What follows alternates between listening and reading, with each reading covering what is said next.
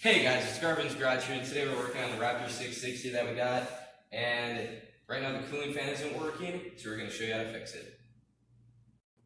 First thing you want to do is take out the grill, there's a screw here and a screw there, and then it just pulls up. Take that off. Then you want to start removing the rivets back here, 2 right here, and then 2 up front under the, if you can see them, right there, in there, and then we'll go from there.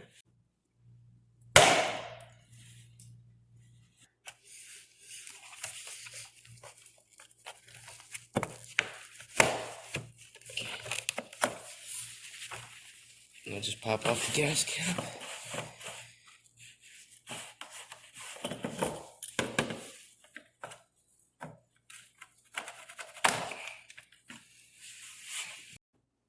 Now the next thing you want to do is remove a few 10mm bolts.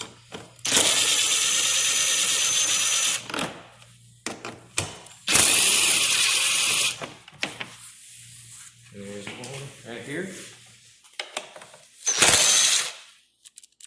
We're out of battery. Okay, over here. Down here. One up here.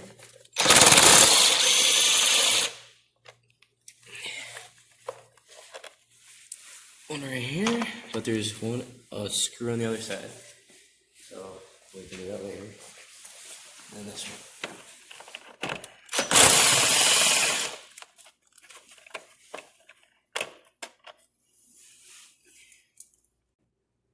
Now you want to use your Phillips head and a 10mm socket to remove the fender from the bracket.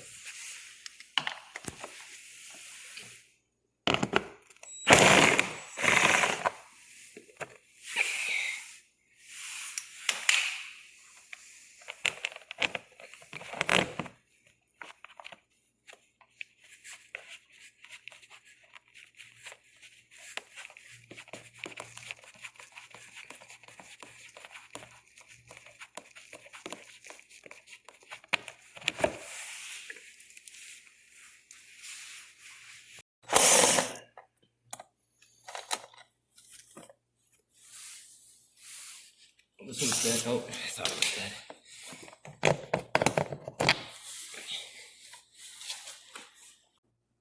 Now that all the bolts are loose, just gotta get right around and kind of pull off of there. Now we can access the fan easier. Okay, so after we got the front plastics off, I was looking at the wiring and trying to figure out where there is going to be an issue for the fan, the cooling fan, but then I was looking out here, and then behind the engine there's like a bird's nest of wires going on, and yeah, it's really hard to see, but it's back there, and there's like literally random wires there, and then we figured out there was just one random wire just sitting by itself, and then we figured out there's a neutral and reverse sensor down there. And if you can see, the silver one is the reverse one that we just replaced, and that wire was just cut up there, and we extended the wire and put a little connector on it so we could fix the reverse light. So now when you shift into reverse, the reverse light turns on, and the neutral light always works, so that's good. And then we got back on task and started working on the cooling fan. So we took off the radiator off of video on accident, and we found out that there was a sensor on the radiator, which is right here, and we just wanted to test and make sure that this wasn't the issue. So what we did was we grabbed and also this is the wire going to the fan, and we wanted to check if the fan worked first, so we just hooked a wire from a 12-volt battery, the positive there and the ground there, just to see if the fan spun, and it did, so we knew that the fan was still good. Then after we tested the fan, we wanted to make sure the sensor worked, so we just connected the 2 wires by just grabbing a wire and connecting the 2, so it made continuity. And then Josh is going to check if this gets 12 volts going to it, which is the power to the fan. So right now we're going to do that, and you got to push the wires in really good and make sure you have a good multimeter that can read and doesn't get unplugged. Because these accidentally got unplugged and we were getting ticked off. Yeah. Okay, so and then if it reads 12 volts, that means your sensor's bad. 12 volts. That means the sensor's bad on the coolant side. If your radiator isn't working and you are... The chance of your wiring getting messed up is so slim unless you messed with it. That's just exactly how it is on any vehicle. So don't mess with your wire and fix it right. So just get a new sensor on the lower side of the radiator. Okay, so we bought our new sensor on eBay and it was only $10. And usually, like, the OEM's like $30, so we saved like $20 by getting it online. And I guarantee it'll last just as long as the OEM one. And here's the stock one on the radiator. So now we're just gonna remove it. This is a 1-inch socket. It's not 1 inch. It's probably like 20 something millimeters. But we're just gonna use this and unscrew it. Pretty tight, actually.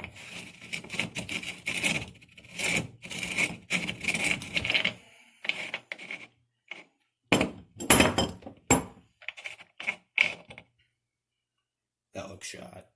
I'm kidding. You can't tell, but yeah, it doesn't work. And then so we're just gonna grab the new one, throw it in the old spot.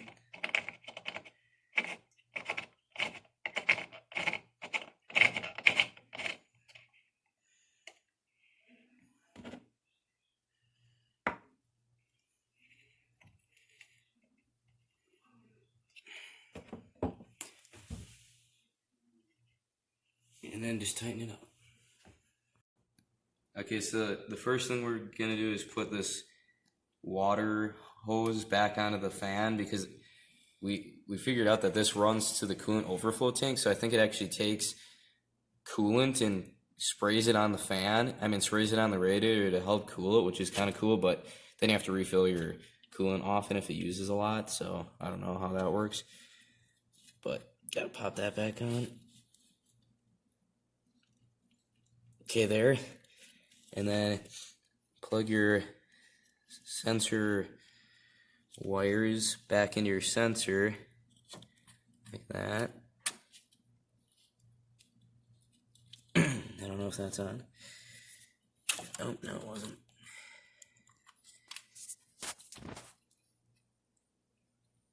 Okay, I think we're in.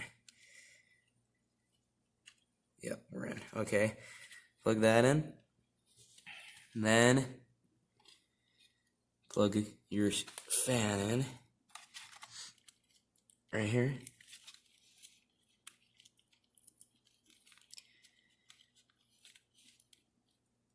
Okay. Then make sure this up front is in there when you put your radiator back in, but first we got to put the hoses on, actually.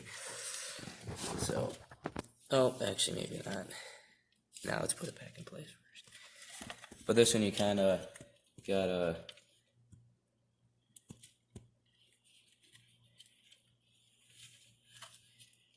right here, this hose you have to kind of put on while you put the radiator back in place.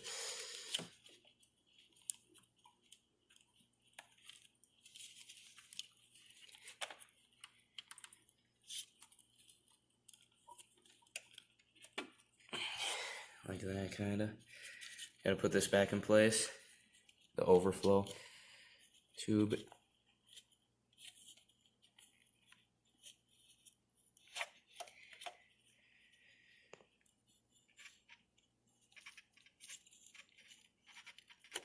Like that.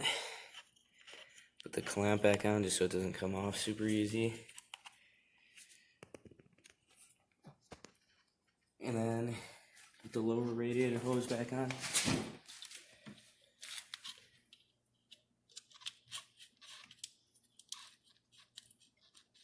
And then line these up. There we go. Okay. And then just put your screws on and tighten up the hose clamps.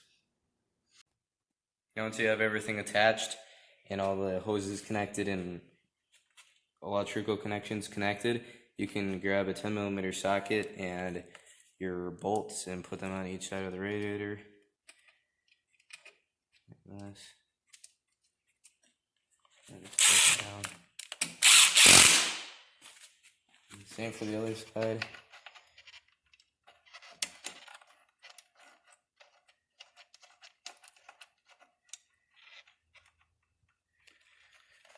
Kind of hard to line up, but once you do, there we go. Okay, That's nice and tight. Now I can get your headlights back in place by lining it up on these tabs, and then in there, on this side, same thing, on there, like that. Then you can get your front fenders. They're really muddy. We should probably wash them, but whatever. Let me just try not to scratch anything.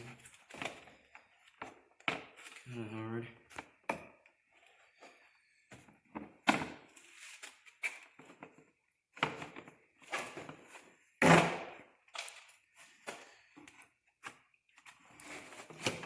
Like this kind of. Try to line it up.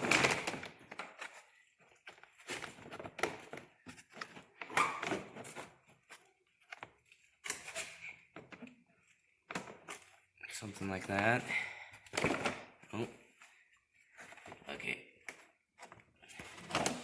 Your fenders go on the inside of the headlight, so just remember that. Like that. Same for this side.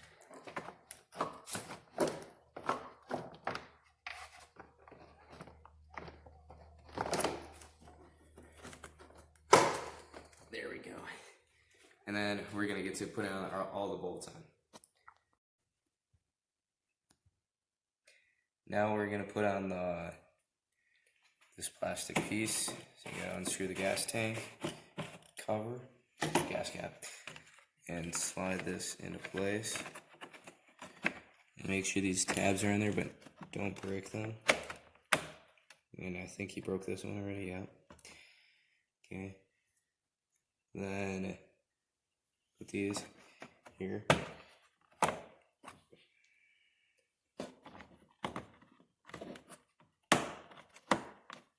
And then put rivets up front, which these are junky, so I'm going to replace them with different ones.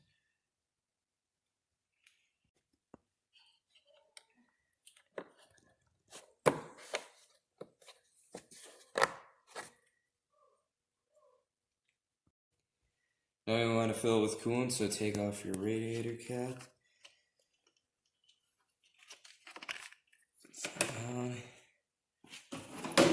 Flexible funnel. Pop it in there.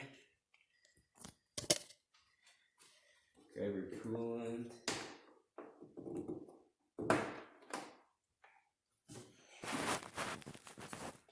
Just fill it on up.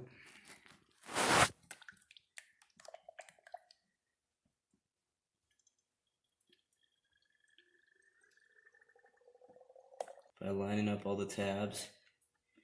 Which is kind of a pain to do, but something like that.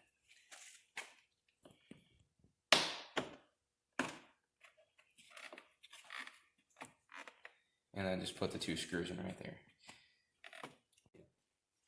Now you want to put on, we don't know what that is, we'll find out later, but you want to put your seat on. Just get this clip under that.